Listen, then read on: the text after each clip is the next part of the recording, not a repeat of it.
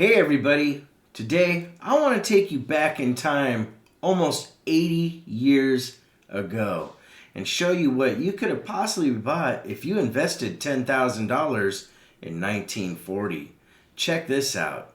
So this right here is a 1940s coin collector's annual catalog that was put out by the Tatham Stamping Coin Company of Springfield, Massachusetts. And it's quite a really interesting book. If you look here, it has just amazing stuff, and I'm surprised it's in this great a condition. They talk about their cover design and why they do this book and some of the things that they added over the year. But what I really wanted to show you, which was just unbelievable, is the prices of things that you could have got back in the day. To give you an idea, 1793 half cent in fine to very fine was $22, ladies and gentlemen, right there for 22 bucks. The 1797 lettered edge was a $60 coin back in the day, and they're worth a whole bunch these days. And to give you kind of a perspective of what this coin still value-wise back then being $60, is that honestly that was a lot of people's rent and then some in the 1940s. So that gives you kind of an idea that these coins still had quite a bit of money, but a value to them. But could you imagine going back in time and getting your hands on an 1856 Flying Eagle uncirculated for $45? It would have just been unbelievable to start collecting way back in history. And that's why some people these days have unbelievable collections that you see come across the board, because their parents, their grandparents, or whatnot started collecting way back in the 40s and into the 50s. And I mean, it is just unbelievable what you could have gotten for your money back then. To give you an idea, a 1909 SVDB uncirculated was only $3, ladies and gentlemen. And so to give you an idea, that's just unbelievable, because check this out. An uncirculated 1909 SVDB is literally worth $15.50 according to the Red Book in an MS-63. I've seen them quite a bit higher than that. I think sometimes the Red Book is a little bit conservative in their values, but imagine that much growth in the coin that you bought for $3 80 years ago. It's just unbelievable. You could have gotten in 1922, no D, let's see here, for $2. And if you had a 1922 in MS-63, according to the book, $16,000. That 1856 Flying Eagle would be worth an insane amount of money.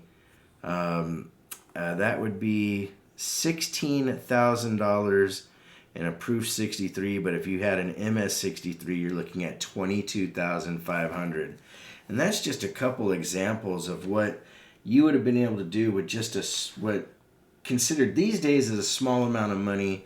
But back then, like I said before, that kind of money, $50, $60, that was rent and then some. But it is amazing to look at the difference in prices over the years. And the way that they did this book, it's mostly, back then it was not as many dates, of course, because we've had 80 plus years since then to collect things. But you have half dimes, that were $12.50 in fine condition, that are worth quite a bit today. Cat bust, you could have gotten 1831, 2, 3, 4, 5, or 6 uncirculated for $1.25 for a half dime, cat bust half dime. Now that same dime is, a couple $100 easily without even looking up what it is, just knowing the way that coins have evaluated over time. 27D in a buffalo nickel was $12.50. Nowadays, let's see what that's at. That same coin is now worth $375 according to the Red Book. And, I'm just kind of cherry picking, jumping around some stuff. I'm going with more kind of attainable coins versus the super high end ones. But I did show you the 1909 SVDB. And I'm curious what it would be for the 1916 10-cent Merc. And I don't see the Mercury dime in here. I see the Morgan, so the Barber, they're calling it the Morgan type dime. And then it goes to 20-cent pieces. So they weren't even really evaluating Mercury dimes yet. This kind of skips around. This gets into the United States dollars. Now, we all know that if you could get your hands on a seated Liberty Flying Eagle dollar for $25 and a proof was $35, check this out, my friends. Now, the Red Book doesn't even have that coin listed in here for proof, but at an MS-60, your $35 would have brought you $25,000 80 years later. Oh, wait, here's the proof. I'm sorry. This one says it's a restrike for 1836. The proof would be $75,000. This is just pretty cool to check out and see what has changed over history. Morgan type dollars from 1878 to 1921. Brilliant proof was $5. Uncirculated was $2. And 5 different uncirculated dates would have cost you $10 if you ordered these directly, because this was a catalog from that company. Trade dollars, a proof trade dollar would have been $5. And we'll look at, again, some of these proof prices to show you what I mean. Now, on the trade dollars, depending on which one it is, in 1873, they only made 600 of those, would cost you, right now, retail about $3,000. And most of the proofs in here are worth quite a bit. If you had an 1885, they're showing that at a proof 63 for $2 million for your initial investment of literally, $6. Or wait, that's not the trade dollars. Down here, $5 for those dates. Let's see here, 1885. And so 79 through 80, they didn't have 85, and so 81, 2, 3, and 4 were all rare. They didn't have the 85 in their catalog, but still back then, as rare as it would have been and the money you would have spent, that coin would have been worth more than most people's lifetime incomes. It's just really unbelievable. You could have gotten yourself gold coins, for uncirculated. A $20 St. Gaudens would have been $42. $10 uncirculated gold pieces would have been $10. The really early type would have been $35 and fine. The Indian heads were $20 a piece. So, you're talking about a half ounce of gold for $20, and that's them still making their premium. It is just amazing that this has survived this long, and you get to see some really cool pieces of history. They got currency in here as well, and tokens, Civil War tokens that were issued back during the Civil War.